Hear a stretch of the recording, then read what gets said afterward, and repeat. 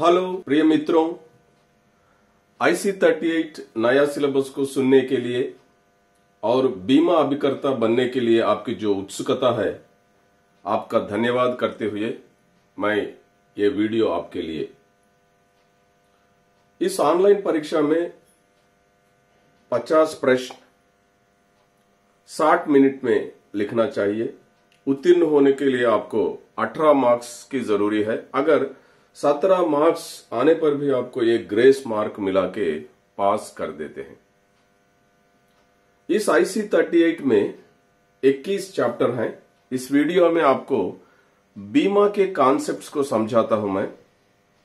आप इन कॉन्सेप्ट्स के द्वारा एग्जाम में कितना भी बड़ा क्वेश्चन आसानी से क्रैक कर सकते हैं। Okay, now let's start. बीमा मतलब क्या है?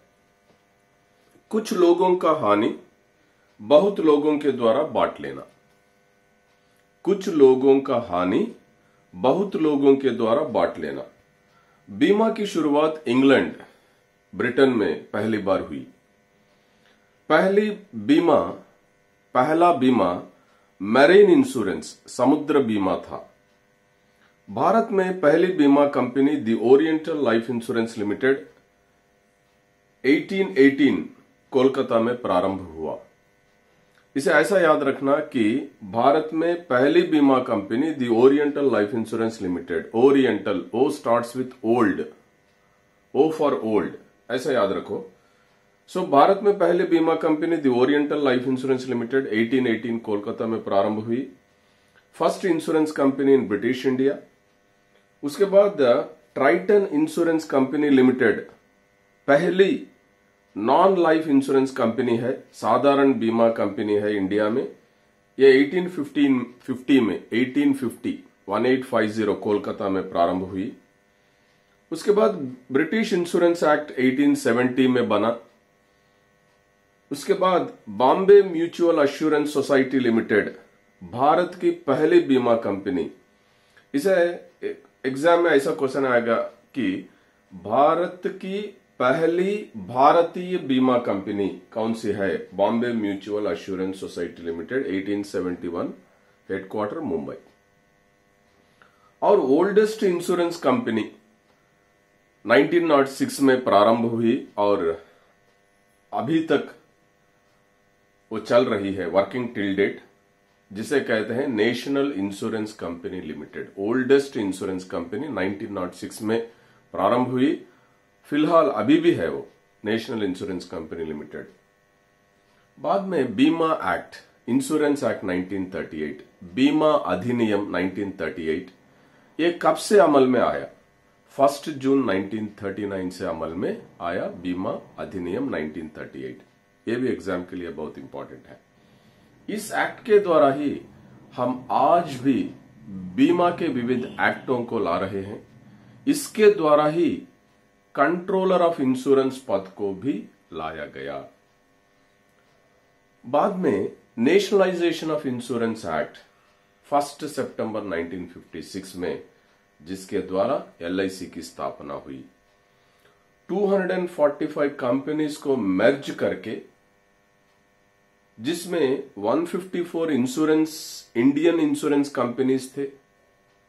245 कंपनीज में 154 इंडियन कंपनीज और 16 फॉरेन कंपनीज और 75 प्रोविडेंट फंड सोसाइटीज को अमालगमेट, मतलब मर्ज करके LIC को प्रारंभ किया गया।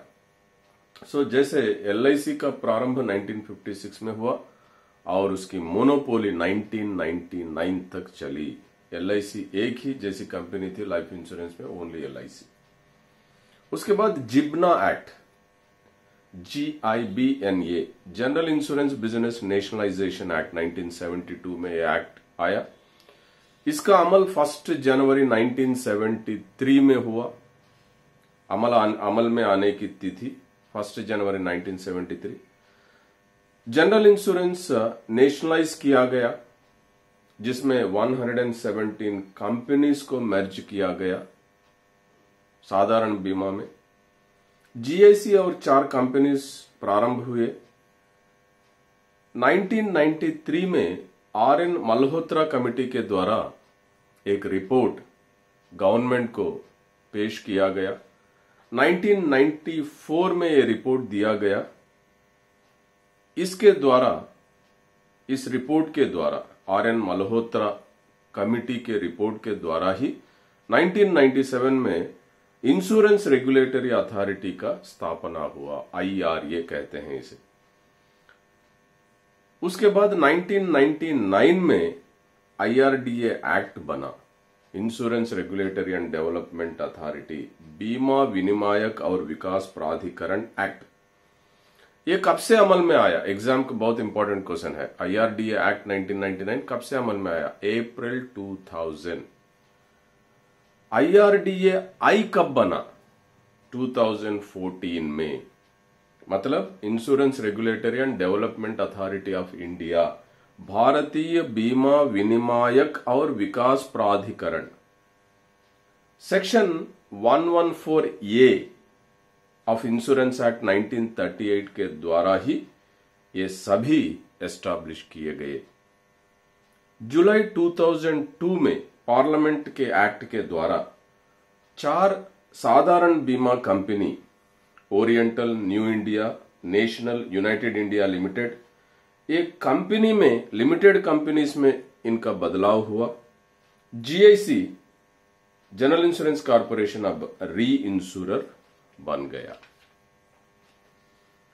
बीमा एक्ट, बीमा अधिनियम 1938 सेक्शन 42, अनुभाग 42 के द्वारा आप जो IC 38 परीक्षा अब लिख रहे हैं, सेक्शन 42 ये कहलाता है कि अपॉइंटमेंट ऑफ एजेंट्स। सेक्शन 42 में कौन कौन से नियम है? एग्जाम को ये भी बहुत इंपॉर्टेंट है। सेक्शन 42 क्या कहलाता है? Appointment of agents. सेक्शन 42 के द्वारा अगर आप बीमा अभिकर्ता बनना तो क्या क्या होना चाहिए? आप भारतीय होना चाहिए, 18 साल पूरे होना चाहिए, साउंड माइंड से होना चाहिए, स्वस्थ मन होना चाहिए, कम से कम 10वीं कक्षा पूरी होनी चाहिए और ऑनलाइन परीक्षा लिखना चाहिए। इसके पहले 25 आवर्स ट्रेनिंग पाने की जरूरत है। 25 आवर्स, 25 घंटों का प्रशिक्षण पाना जरूरी है।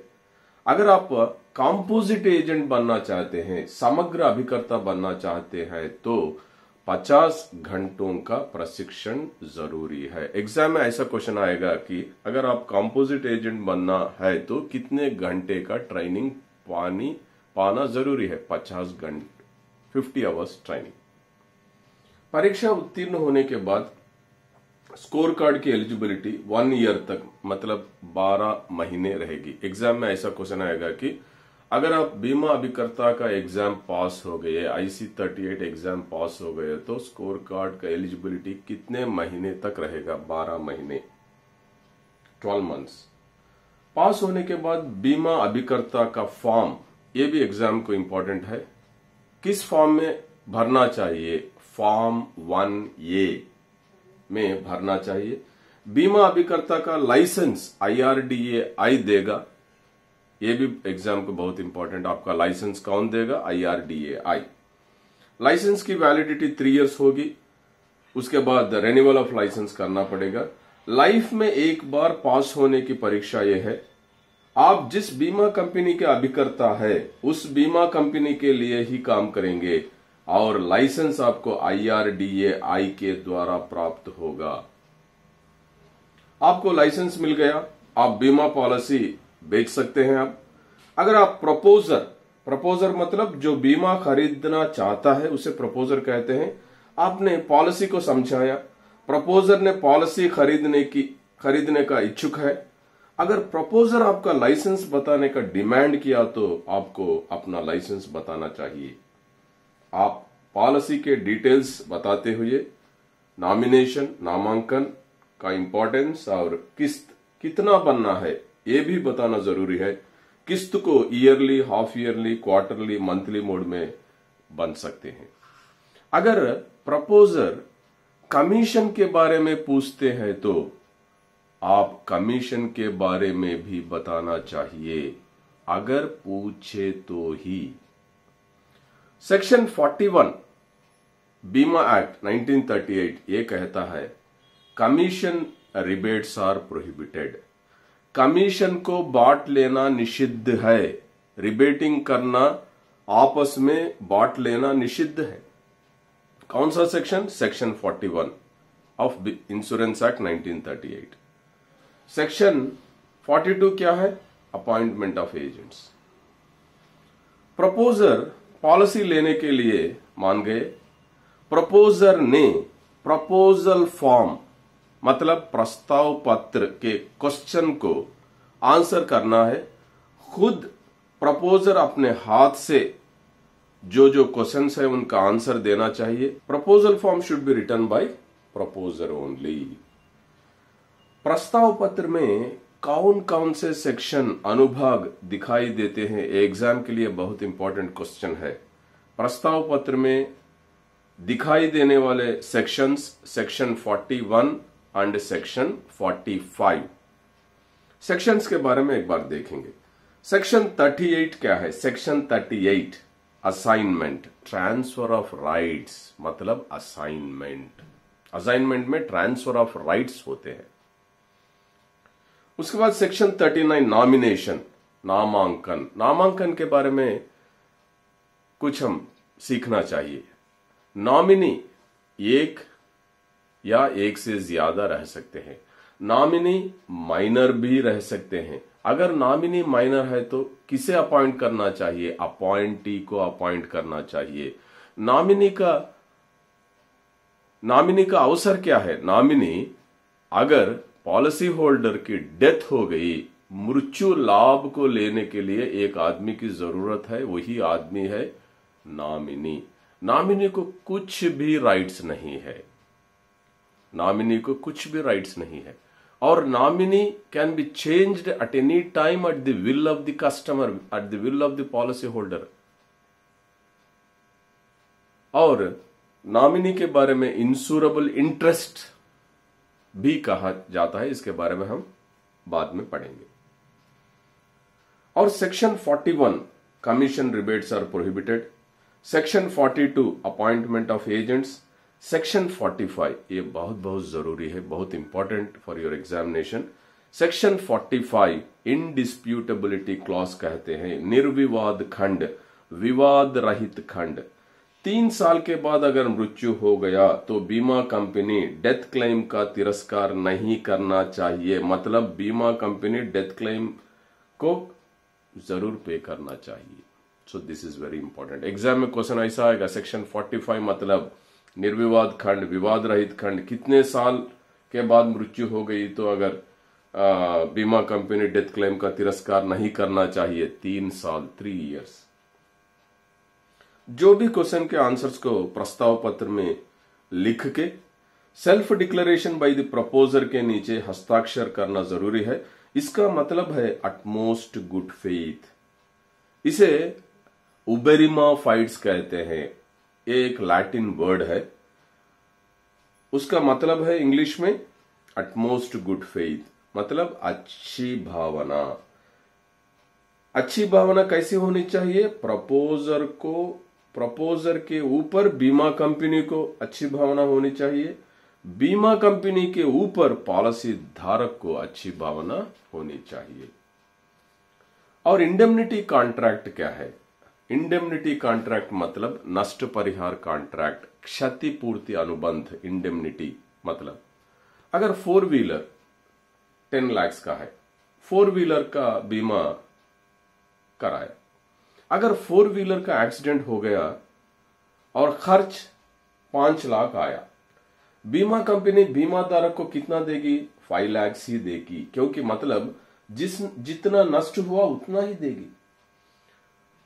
साधारण बीमा और स्वास्थ्य बीमा, health insurance, general insurance and health insurance को इंडेमनिटी कॉन्ट्रैक्ट्स कहते हैं। एग्जाम को बहुत बहुत इंपॉर्टेंट। इंडेमनिटी कॉन्ट्रैक्ट्स कौन कौन से है? साधारण बीमा और स्वास्थ्य बीमा, मतलब नष्ट परिहार कॉन्ट्रैक्ट, जितना नष्ट होगा उतना ही देंगे।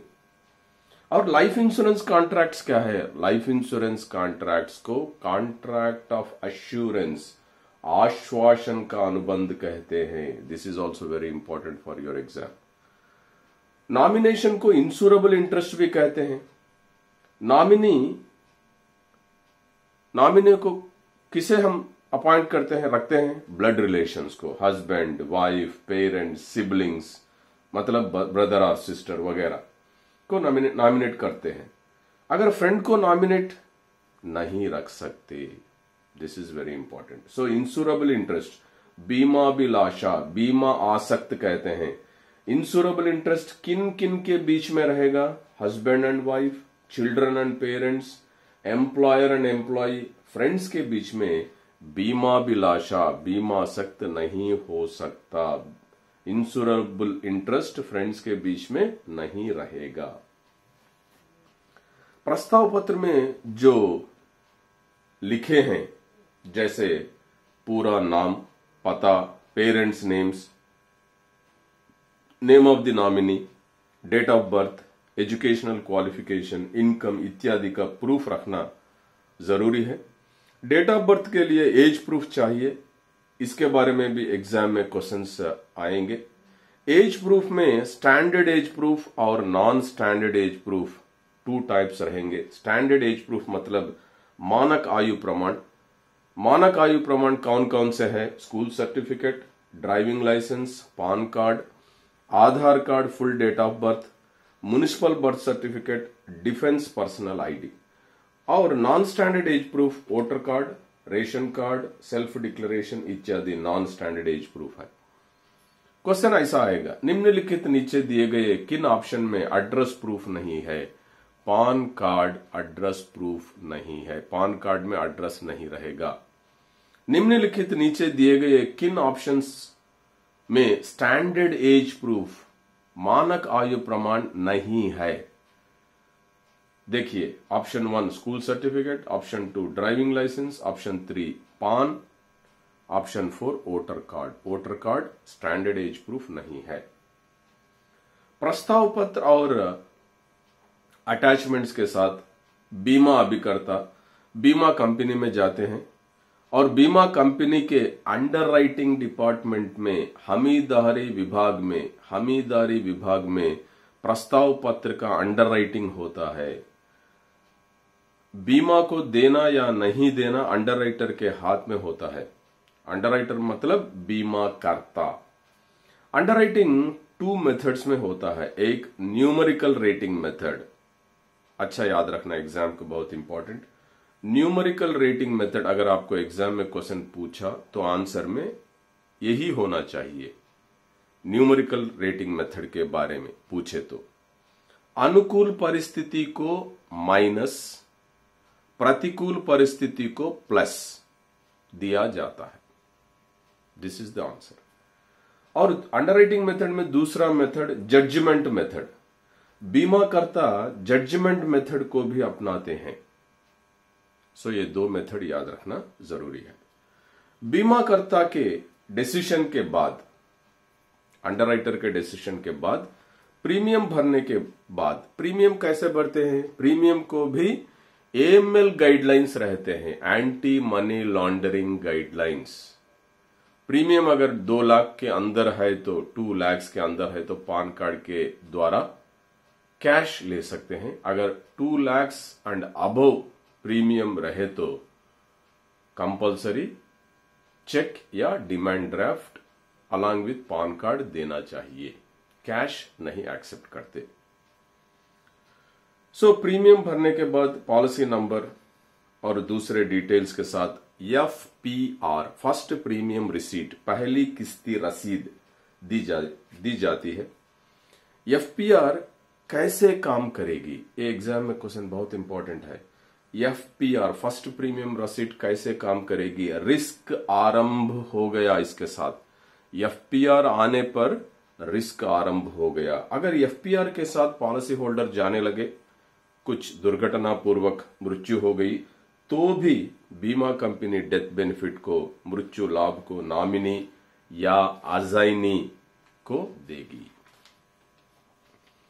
ईयरली, हाफ ईयरली, क्वार्टरली का प्रीमियम अनुग्रह अवधि मतलब ग्रेस पीरियड 30 डेज है। ये भी एग्जाम को बहुत इंपॉर्टेंट। अगर मंथली है तो ग्रेस पीरियड 15 डेज, मगर एग्जाम के लिए इतना ही याद रखना कि ग्रेस पीरियड कितने दिन है, 30 डेज, 30 दिन। एक उदाहरण के द्वारा रमेश 10 लाख की पॉलिसी को 20 साल के लिए एक बीमा कंपनी से करवाया।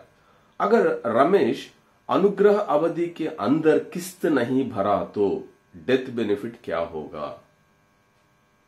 कुछ भी नहीं मिलेगा। मतलब अनुग्रह अवधि में, ग्रेस पीरियड में किस्त नहीं भरा तो पॉलिसी लैप्स हो जाएगा, इसलिए डेथ बेनिफिट कुछ भी नहीं मिलेगा। This is very important. अगर पॉलिसी लैप्स को क्या करना चाहिए? पुनरुद्धरण करना चाहिए, रिवाइवल करना चाहिए। रिवाइवल के लिए कौन कौन सा प्रीमियम भरना चाहिए? प्रीमियम ड्यू अमाउंट भरना चाहिए और इंटरेस्ट को भी भरना चाहिए, बन के पॉलिसी को रिवाइव करना चाहिए। पॉलिसी में जो भी मॉडिफिकेशंस, मतलब एंडोर्समेंट्स, जैसे नॉमिनी को बदलाना है, मदर के प्लेस में वाइफ इत्यादि, बीमा मूल्य को कम करना है, टर्म कम करना है इत्यादि, इन सब को मतलब परिवर्तन करना, इसे मॉडिफिकेशन या एंडोर्समेंट्स कहते हैं। मैच्योरिटी बेनिफिट मतलब परिपक्वता लाभ। डेथ बेनिफिट मतलब मृत्यु लाभ। मोरल हजार्ड क्या है? नैतिक जोखिम क्या है? पॉलिसी लेने के बाद एक पॉलिसी होल्डर ज्यादा शराब पीना, नारकोटिक्स को लेना, रैश ड्राइविंग करना इत्यादि को मोरल हजार्ड कहते हैं। इंटेंजिबल प्रोडक्ट किसे कहते हैं? अमूर्त उत्पाद, जो आंखों को नहीं दिखने का प्रोडक्ट को, जैसे बीमा, जिसे इंटेंजिबल प्रोडक्ट कहते हैं। आंखों को नहीं दिखने वाला प्रोडक्ट बीमा। एफपीआर के बाद पॉलिसी डॉक्यूमेंट मतलब पॉलिसी बॉन्ड कहते हैं। पॉलिसी दस्तावेज। पॉलिसी दस्तावेज एक कॉन्ट्रैक्ट है। किस के बीच में? बीमा धारक और बीमा कंपनी के बीच में। पॉलिसी बॉन्ड के पहली पेज को क्या कहते हैं? पॉलिसी शेड्यूल कहते हैं। पॉलिसी बॉन्ड के फर्स्ट पेज को क्या कहते हैं? Policy schedule. पॉलिसी शेड्यूल में कौन कौन से डिटेल्स होते हैं? पॉलिसी शेड्यूल में पॉलिसी नंबर, नाम, पता, नॉमिनी, बीमा मूल्य, डेट ऑफ बर्थ, किस्त, mode of payment, maturity date, maturity benefit और डेथ बेनिफिट वगैरह पूरे डिटेल्स, परिपक्व लाभ और मृत्यु लाभ जैसे डिटेल्स होते हैं। पॉलिसी बॉन्ड के दूसरे और बाकी पेजेस में प्रिविलेजेस एंड कंडीशंस, विशेषाधिकार और शर्तें रहते हैं। इसमें स्टैंडर्ड कंडीशंस और नॉन स्टैंडर्ड कंडीशंस, मानक स्थिति, गैर मानक स्थिति रहती है। स्टैंडर्ड कंडीशन क्या है? स्टैंडर्ड कंडीशन मतलब सुइसाइड क्लॉज स्टैंडर्ड कंडीशन है। जो भी डिटेल्स पॉलिसी दस्तावेज में लिखित है, उन लिखित डिटेल्स को स्टैंडर्ड कंडीशंस कहते हैं। अगर पॉलिसी बॉन्ड में जो लिखित नहीं है उसे नॉन स्टैंडर्ड कंडीशंस कहते हैं। Okay. Policy document, policy bond को वापस देके पॉलिसी को कैंसिल करवाने की अवधि को फ्री लुक पीरियड कहते हैं। इसकी अवधि 15 डेज है, 15 दिन। सो एग्जाम को इंपॉर्टेंट क्या है? फ्री लुक पीरियड कितने दिन? 15 डेज। IRDAI, भारतीय बीमा विनियामक और विकास प्राधिकरण का मुख्य उद्देश्य क्या है? बीमा धारक, पॉलिसी होल्डर का प्रयोजन की रक्षा करना। ट्राई, टेलीकॉम कंपनीज का authority, Telecom Regulatory Authority of India. SEBI, Securities Exchange Board of India, stock market या शेयर मार्केट का authority. RBI, Reserve Bank of India का authority, RBI Reserve Bank of India banks का authority. जैसे IRDAI बीमा company का authority है। और बीमा IRDAI में कंप्लेंट किसके द्वारा दे सकते हैं? IGMS के द्वारा। IGMS मतलब इंटीग्रेटेड ग्रीवेंस मैनेजमेंट सिस्टम, एकीकृत शिकायत प्रबंधन प्रणाली के द्वारा। इंश्योरेंस ombudsman को कंप्लेंट देने के लिए क्या क्या चाहिए और क्या क्या रूल्स है। अगर इंश्योरेंस ombudsman को कंप्लेंट देने के लिए कंप्लेंट का मूल्य वैल्यू 20 लाख होना चाहिए और कुछ फीस बनने की जरूरत नहीं। कंप्लेंट रिटर्न में होने चाहिए, लिखित में होनी चाहिए।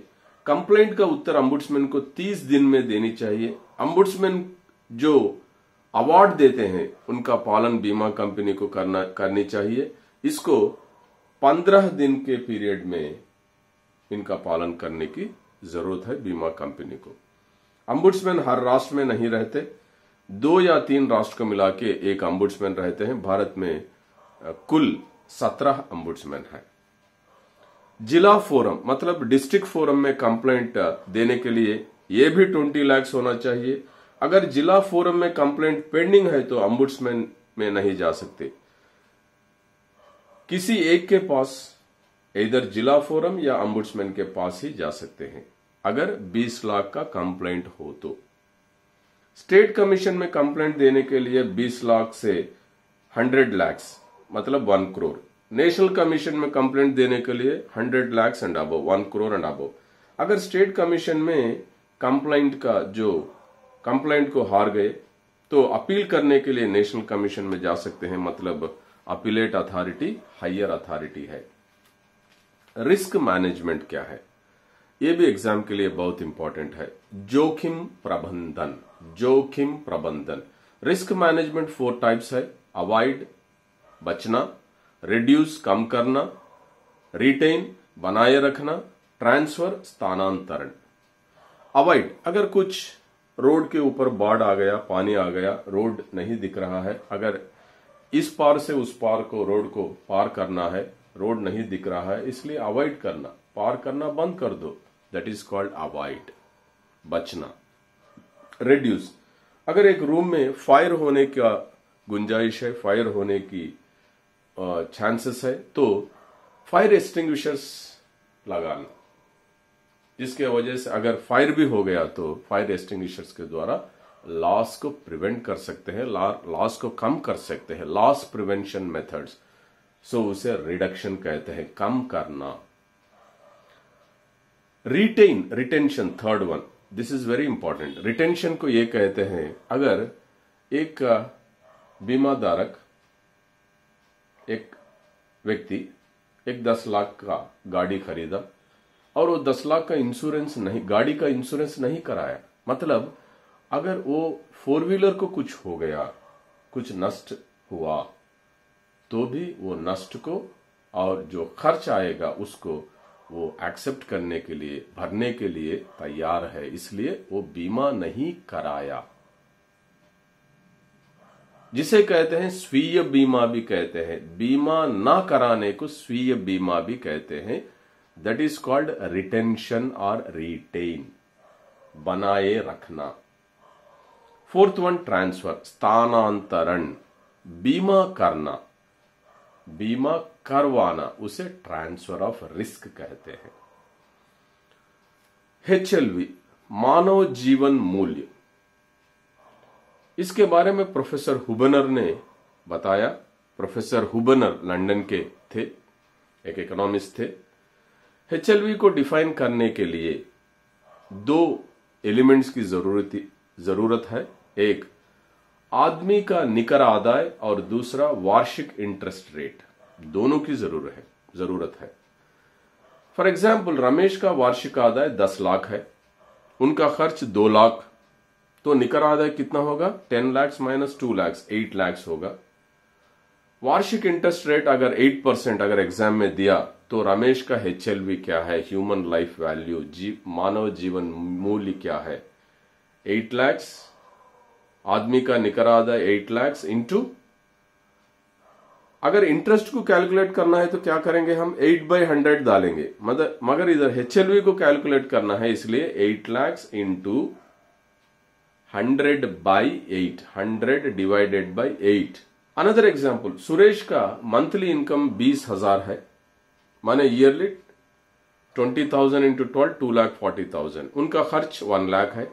तो निकर आदाय कितना है सुरेश का? 2,40,000 माइनस 1 लाख, 1,40,000। सो वार्षिक इंटरेस्ट रेट 7% है, तो सुरेश का HLV क्या है?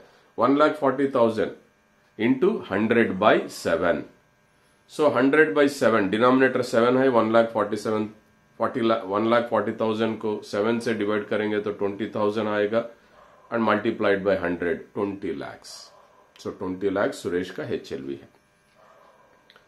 MWP एक्ट क्या है? Married women's property act. इसमें 3 पॉइंट्स याद रखो। एग्जाम में कितना भी बड़ा सवाल आए, क्वेश्चन आए, तो उसका आंसर अगर MWP एक्ट में है। फॉर एग्जाम्पल, रमेश 10 lakhs की पॉलिसी को 20 साल के लिए खरीदा एक बीमा कंपनी से, वो पॉलिसी MWP एक्ट में रजिस्टर हुआ। अगर 20 साल के अंदर रमेश का मृत्यु हो गया तो मृत्यु लाभ किसे पे करेंगे? इधर इंपॉर्टेंट पॉइंट क्या है? MWP act. So MWP act में पॉलिसी धारक बीमा धारक नहीं रहेगा, नॉमिनी नहीं रहेगा, कोई भी नहीं रहेंगे। इसलिए अगर मैच्योरिटी बेनिफिट या डेथ बेनिफिट जो भी पे करना है, केवल ट्रस्टी को ही पे करेंगे। ट्रस्टी, धर्मकर्ता। किस सेक्शन के द्वारा पे करेंगे? सेक्शन 6। अगर ट्रस्टी नहीं है तो किसे पे करेंगे?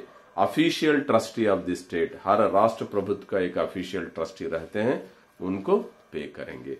Official trustee of the state, वो भी ट्रस्टी है मगर official trustee of the state. Keyman insurance, प्रमुख आदमी बीमा क्या है? कीमैन 1 या 2 पर्सन्स रह सकते हैं, 1 या 1 से ज्यादा भी रह सकते हैं की पर्सन्स। व्यापार के लाभदायक को कीमैन इंश्योरेंस लिंक करता है। This is very important. Keyman insurance किसे लिंक करता है? व्यापार के लाभदायक को। एम्प्लॉयर, यजमान जो प्रीमियम बनता है, उन प्रीमियम को IT एग्जम्पशन भी मिलेगा। कीमैन इंश्योरेंस के लिए व्यापार में के जो ऑडिटेड स्टेटमेंट्स है और व्यापार के IT रिटर्न्स है, उसे अटैच करना चाहिए। केवल टर्म बीमा, कालावधि बीमा पॉलिसी को ही कर सकते हैं। कीमैन इंश्योरेंस में वेरी इंपॉर्टेंट पॉइंट है, ओनली टर्म बीमा ही कर सकते हैं। पॉलिसी में endowment, money back, whole life, term policy जैसे डिफरेंट पॉलिसी रहते हैं। Endowment, money back, whole life में 2 एलिमेंट्स रहते हैं, रिस्क एलिमेंट और सेविंग्स एलिमेंट, इसलिए प्रीमियम ज्यादा रहता है। टर्म इंश्योरेंस में केवल रिस्क एलिमेंट ही रहता है, प्रीमियम बहुत कम रहता है। फॉर एग्जाम्पल, इंश्योरेंस की जरूरी है, बजट कम है, पैसे कम है, तो ऐसे आदमी को कैसी बीमा पॉलिसी देनी चाहिए? टर्म इंश्योरेंस पॉलिसी देनी चाहिए। और MRI, मॉर्टगेज रिडम्पशन इंश्योरेंस क्या है? बंधक मोचन बीमा। मॉर्टगेज रिडम्पशन इंश्योरेंस, बंधक मोचन बीमा। इसमें भी 3 पॉइंट्स याद रखना चाहिए। एक, कैसा बेनिफिट मिलेगा? आर्थिक बेनिफिट मिलेगा। और किसे MRI इंश्योरेंस दे सकते हैं? जो गृह ऋण, हाउसिंग लोन्स है, उनके लिए MRI इंश्योरेंस करा सकते हैं। हाउसिंग लोन के लिए only insurance mortgage redemption insurance. और कैसी बीमा पॉलिसी मिलेगी इसमें मॉर्टगेज रिडम्पशन इंश्योरेंस में? जो रेड्यूस्ड टर्म अश्योरेंस है, जो कम होने वाली टर्म बीमा है, रेड्यूस्ड टर्म अश्योरेंस, वो बीमा MRI में दी जाएगी। ULIP products, universal products USA में प्रारंभ हुआ। यूनिवर्सल पॉलिसी में ही 2 एलिमेंट्स है, वो वेरिएबल पॉलिसीज और यूलिप पॉलिसीज है। ये यूलिप प्रोडक्ट्स बहुत पारदर्शक है। इसमें 4 फंड्स रहते हैं, bond fund, secured fund, balanced fund, growth fund. Risk policy धारक को ही लेना चाहिए। इसमें क्वेश्चन ऐसा आएगा, यूलिप पॉलिसी में मैच्योरिटी बेनिफिट क्या देंगे? फंड वैल्यू याद रखना। और डेथ बेनिफिट क्या मिलेगा यूलिप पॉलिसी में? फंड वैल्यू और sum assured, whichever is higher. यह भी याद रखना चाहिए। हेल्थ इंश्योरेंस, स्वास्थ्य बीमा के बारे में आखिर में हम जानेंगे। सो हेल्थ इंश्योरेंस, स्वास्थ्य बीमा में अगर एक आदमी 24 आवर्स हॉस्पिटल में भर्ती रहने पर ही हेल्थ इंश्योरेंस मिलेगा। और पीईडी प्री एग्जिस्टिंग डिसीज के लिए 48 मंथ्स का वेटिंग पीरियड होना जरूरी है। एग्जाम ऐसा क्वेश्चन आएगा, पीईडी कितने मंथ्स का वेटिंग पीरियड, 48 मंथ्स। कोपे किसे देते हैं, सीनियर सिटीजन्स को देते हैं। टीपीए कहां दिखेगा, third party administrator health insurance में, स्वास्थ्य बीमा में दिखेगा। फैमिली फ्लोटर पॉलिसी, किन किन फैमिली फ्लोटर पॉलिसी में कौन कौन से आदमी रहेंगे, self, spouse, parents and parents in laws. Example, maternal uncle family floater policy में दिखेगा नहीं। और स्वास्थ्य बीमा एक इंडेमनिटी प्रोडक्ट है, नष्ट परिहार बीमा है। First health insurance product in India mediclaim product है, उसका नाम मेडिक्लेम 1986 में प्रारंभ हुआ और कैशलेस रीइंबर्समेंट फैसिलिटी है। कैशलेस फैसिलिटी भी है हेल्थ इंश्योरेंस में और रीइंबर्समेंट फैसिलिटी भी है। Friends, this is all about IC 38 new syllabus. Wish you all the best and thank you.